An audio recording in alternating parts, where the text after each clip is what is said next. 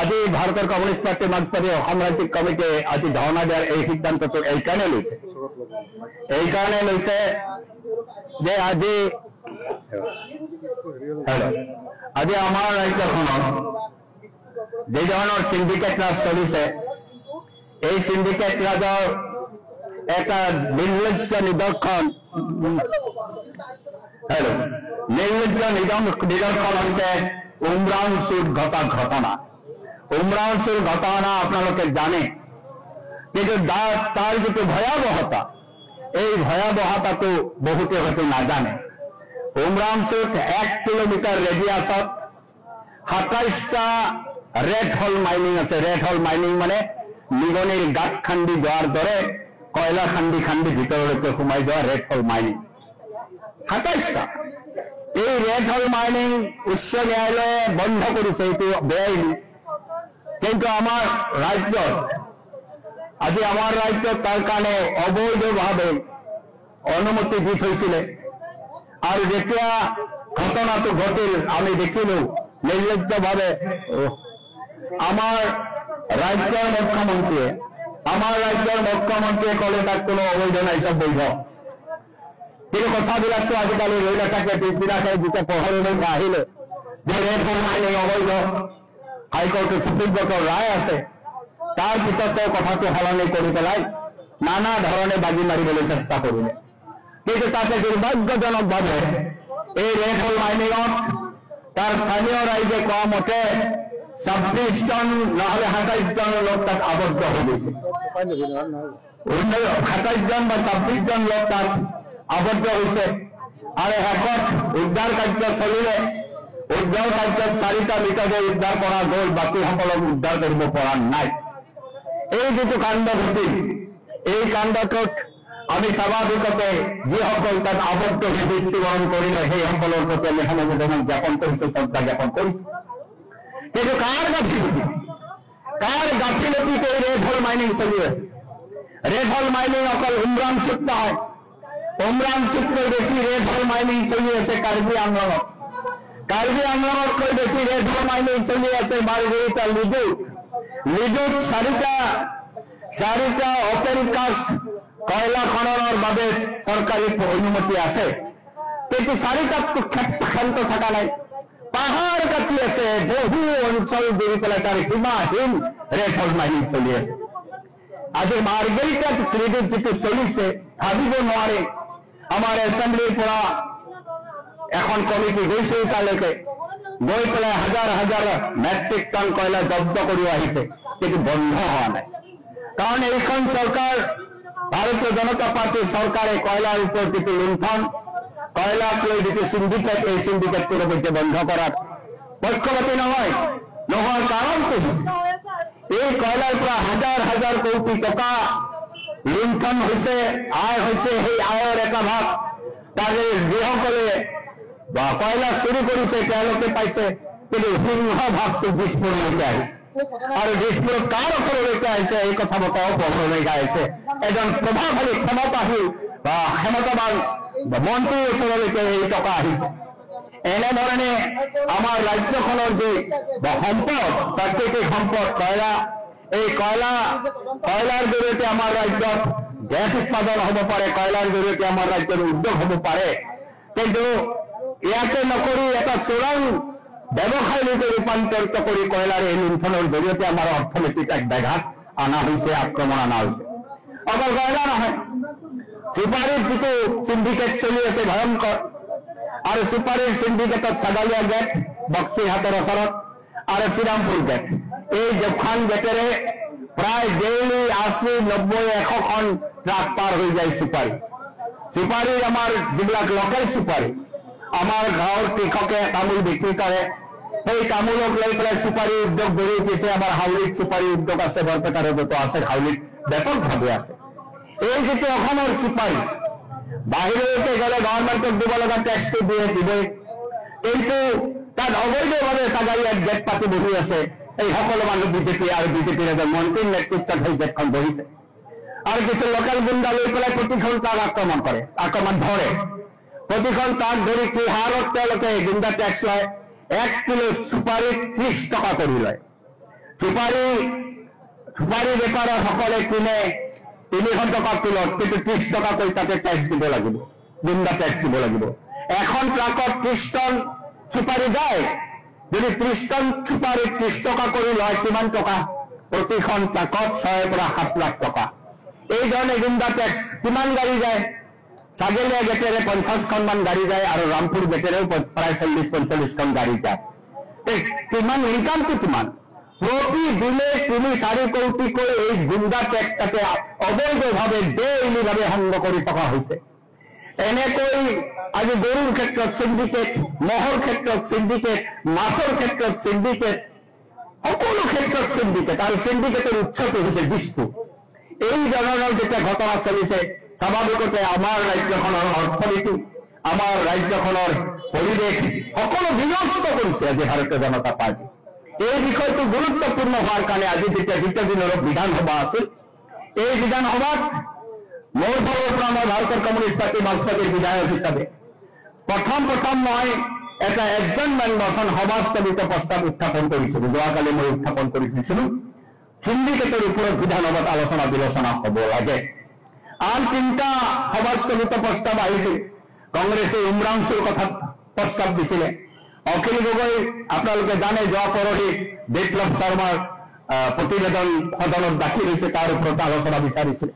আৰু তেওঁলোকে ডিটেনশ্যন কেম্পৰ ওপৰত, কাৰণ ডিটেনশ্যন কেম্পক লৈ পেলাই সুপ্ৰিম কোৰ্টত কিছু ৰায় হৈছে, কিছু হুমকি চুমকি দিছে, তাৰ কাৰণে তেওঁলোকেও সভাস্থগিত প্ৰস্তাৱ দিছে।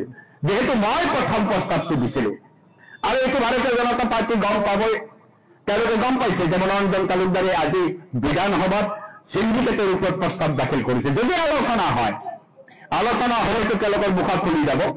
কথা নাই, বতৰা নাই। যেতিয়া স্পীকাৰে মোক কবলৈ দিছে কিয় এই প্ৰস্তাৱটো ল'ব লাগে, সেই সম্পৰ্কত মোৰ বক্তব্য তুলি ধৰিবলৈ দিছে, লগে লগে এটা নাভূত নাচিত ঘটনা গণতন্ত্ৰত যিটো নহয়, ৰুলিং পাৰ্টিৰ সকলো MLA দৌৰি আহি পেলাই ৱেললৈকে আহিছে, স্পীকাৰৰ মুখলৈকে আহিছে, আৰু চিঞৰ বাখৰ আৰম্ভ কৰি দিছে যে বিপ্লৱ শৰ্মাৰ প্ৰতিবেদনটো আলোচনা হ'ব লাগে।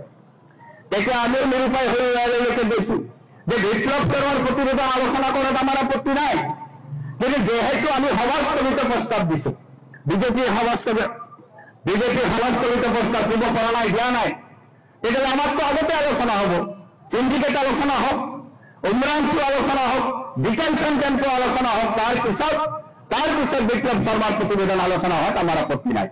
তেনেকৈ 2-3বাৰ সদন স্থগিত হৈ গ'ল। 0 আৱাৰৰ যে 1 ঘণ্টা আছিল, সেই 1 ঘণ্টা পাৰ হৈ গ'ল। পুনৰ যেতিয়া আকৌ সদন উপস্থিত হ'ল স্পীকাৰ, আমি দেখা পালো মুখ্যমন্ত্ৰী লাহেকৈ এছেম্বলিত সোমাইছে, আৰু এছেম্বলিত সোমাই মুখ্যমন্ত্ৰী দেখিছে যে আজি আৰু সদন নচলিব, আমি সদন চলিব নিদিয়াৰ পক্ষত আছো, আমি নিদিওঁ। যেতিয়ালৈকে আমাৰ আলোচনা কৰাৰ সুযোগ নিদিব, সিন্ডিকেট আলোচনা নহব, যেতিয়ালৈকে উমৰাংশু আলোচনা নহব, তেতিয়ালৈকে আমি স্বাভাৱিকতে সদন চলিব নিদিয়াৰ মুদত আছিলো। আমি সংঘবদ্ধভাৱে আছিলো। স্পীকাৰে মাতি দিছিল, স্পীকাৰক আমি কৈছো আলোচনা কৰিবলৈ দিয়ক, আপোনালোকে সভাস্থগিত প্ৰস্তাৱ নাকচ কৰিছে, কিন্তু তাৰ এডমিনিষ্ট্ৰেটিভ, তাৰ গ্ৰহণযোগ্যতা সম্পৰ্কত আমাক বক্তব্য কিয় নিদিব? আমি যেহেতু উত্থাপন কৰিছো, নিশ্চয় আমাৰ এটা বক্তব্য আছে, সেইটোতো উত্থাপন কৰিবলৈ দিব লাগিব। শাসক পক্ষই এইটো কৰিছে, আমিও নামানো। তেতিয়া মুখ্যমন্ত্ৰী সোমাইছে, আৰু শেষত মুখ্যমন্ত্ৰী মানিব লগা হৈছে, কাৰণ সংসদৰ কিছু কাৰবাৰ আছে, নীতি নিয়মো আছে। মুখ্যমন্ত্ৰী উঠি কৈছে যে 4টা বিষয়ত এছেম্বলিত আলোচনা হ'ব। এটা হৈছে সিন্ডিকেট, যিটো মই প্ৰস্তাৱ উত্থাপন কৰিছো। এটা হৈছে উমৰাংশু কয়লা, যিটো কংগ্ৰেছে উত্থাপন কৰিছে। এটা হৈছে বিপ্লৱ শৰ্মাৰ প্ৰতিবেদন, যিটো বিজেপিয়ে বিচাৰিছে, কিয় বিচাৰিছে আমি জানো, কিন্তু আলোচনা হলে তেওঁলোকৰ মুখ খোলা খাই যাব। কিন্তু তেওঁলোকে বিচাৰিছে, এইটো অখিলে উত্থাপন কৰিছে। আৰু AIGF যিটো ডিটেনশ্যন কেম্পৰ প্ৰস্তাৱ আনিছে, সেই 4টা বিষয়তে এতিয়া আলোচনা হোৱাৰ আশ্বাস দিয়াৰ পিছত আমি এছেম্বলি চলিবলৈ দিছো। এতিয়া BSC বহিব, বিজনেছ এডভাইচাৰী কমিটি বহিব, আৰু কিমান সময় দায়িত্ব হয়, কিমান আলোচনা হয়, কিমান সময় আমি পাম, নিশ্চিতভাৱে আমি খুব গুৰুত্ব সহকাৰে তথ্য সমৃদ্ধভাৱে এই আলোচনা কৰিম। এইকাৰণে কৰিম, আমাৰ যিটো অনুভৱ, আমাৰ ভাৰতৰ কমিউনিষ্ট পাৰ্টি মাৰ্ক্সবাদীৰ যিটো অনুভৱ, এই ধৰণৰ দুৰ্নীতি, এই ধৰণৰ সিন্ডিকেটে ৰাজ্যখন ফপৰা কৰি পেলাইছে, তলৰ ফালে ফপৰা কৰি পেলাইছে।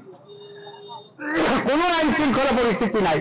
আজি 7-8জন মৰা বুলি কৈছে ৰাইজে, 4টা ডেড বডি ওলালে, বাকী 23জনৰ কি হ'ব? উদ্ধাৰ কাৰ্যটো বন্ধ হৈ গৈছে। আমি যেতিয়া ভাৰতৰ কমিউনিষ্ট পাৰ্টি, মাৰ্ক্সবাদী আৰু আমাৰ ঐক্য মঞ্চই আমি ডেমনষ্ট্ৰেশ্যন কৰিলো, ডিৰেক্টৰ অফিচৰ সন্মুখত, মাইনিঙৰ ডিৰেক্টৰ সন্মুখত যিজন মূল কাল্পিত আছিল আনন্দ নাটাৰাজাক, আমি ডেমনষ্ট্ৰেশ্যন কৰি থকাৰ দিনাখন অসম চৰকাৰে বাধ্যত পৰি অসম চৰকাৰে মৰিয়ালত কেবিনেট পাতিছিল আবেলি। আমাৰ ডেমনষ্ট্ৰেশ্যনৰ মুখ দেখা পায় সেইদিনাখন তেওঁলোকে লগে লগে সিদ্ধান্ত ল'ব লগা হৈছে যে যিসকল মৰিল তেওঁলোকক 10 লাখকৈ ক্ষতিপূৰণ দিব। আমি 50 লাখকৈ বিচাৰিছিলো, কিন্তু তেওঁলোকে 10 লাখ দিবলৈ ৰাজি হ'ল।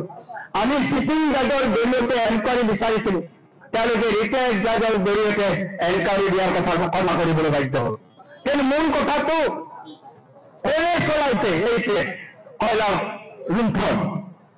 দেৱলৰ গাৰ্লছাৰ ঘৈণী কণিকা সজাই, এই কণিকা সজাইৰ নামত পাৰ্মিট দিয়া হৈছিল। আমি কৈছিলো কণিকা সজাই চিডনি এৰেষ্ট, গাৰ্লছাক গাজীৰ পৰা অপহৰণ কৰিব লাগিলে। আজিলৈকে গাৰ্লছাক এই চৰকাৰে অপহৰণ কৰা নাই, বৰঞ্চ এই গাৰ্লছাক বেলিলাল গাৰ্লছাক লগত লৈ গৈছে মুখ্যমন্ত্ৰী কোৰিয়ালৈকে লগত লৈ গৈছে, জাপানলৈকে লগত লৈ গৈছে। এফালে গাৰ্লছা, দেৱলাল গাৰ্লছা, আনফালে বলিন চেতিয়া।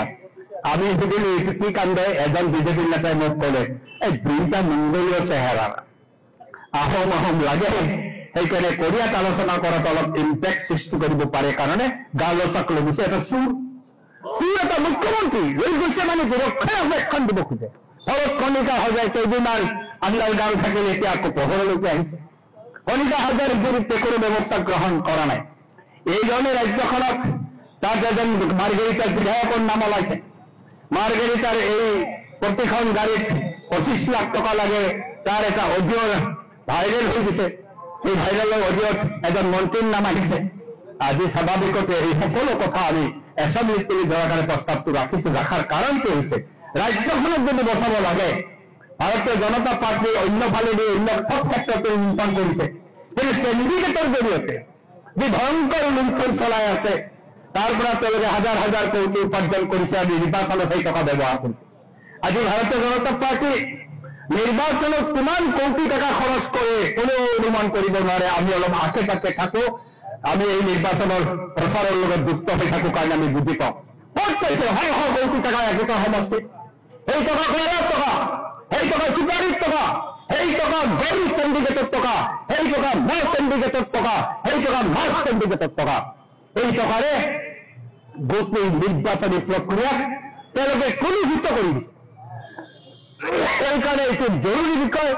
আমি এবাৰ কৰিলো ঐক্য মঞ্চৰ জৰিয়তে, আজি আমি ভাৰতৰ কমিউনিষ্ট পাৰ্টি মাৰ্ক্সবাদী এই ৰাস্তাত এই চচলত বহি পেলাই আমাৰ আন্দোলন আমি কৰি আছো আৰু বাৰ্তা দিব খুজিছো মুখ্যমন্ত্ৰী হিমন্ত বিশ্ব শৰ্মা। আজি বিৰোধী পক্ষৰ মুখ দেখি আলোচনাত মান্তি হৈছে, কিন্তু আলোচনা যাতে ফলপ্ৰসূ হয়, আলোচনা মৰ্মে যাতে দোষী সাব্যস্ত হোৱাসকলে শাস্তি পায়, তাৰ নিশ্চয়তা এই চৰকাৰে দিব লাগিব। আৰু সকলো সিন্ডিকেট বন্ধ নকৰালৈকে আমাৰ এছেম্বলিৰ ভিতৰত যুঁজ চলিব, এছেম্বলিৰ বাহিৰতো আমি যুঁজত আছো। যিটো আমাৰ মাৰ্ক্সবাদী কমিউনিষ্ট পাৰ্টি আমি সদায় কওঁ যে সংসদৰ ভিতৰত যুঁজ, সংসদৰ বাহিৰতো সমানে আমি যুঁজ চলাই যাম, যেতিয়ালৈকে হেমন্ত বিশ্ব শৰ্মাৰ এই সিন্ডিকেট ৰাজ আমি ঘূৰাই দিব নোৱাৰো। 26 সন্মুখত আছে, এই সুযোগ আমাৰ আছে, এই সুযোগ আমি নিশ্চয় ল'ম। এনেকুৱা দুৰ্নীতিবাজ চৰকাৰ আজিলৈকে অসমত অহা নাছিল, আহিছে। ইয়াক আঁতৰ কৰাৰ কাৰণে সকলোৱে ঐক্যবদ্ধ হ'ব। এইখিনি কথা মই আপোনালোকৰ সন্মুখত তুলি ধৰিলো। আপোনালোকে নিশ্চয় কথাটোৰ গুৰুত্ব বুজিছে। আমি আমাৰ যুঁজ চলাই যোৱাৰ কাৰণে সকলোৱে সংঘবদ্ধ থাকিব, এই আবেদন জনাই সকলোকে ধন্যবাদ দি পেলাই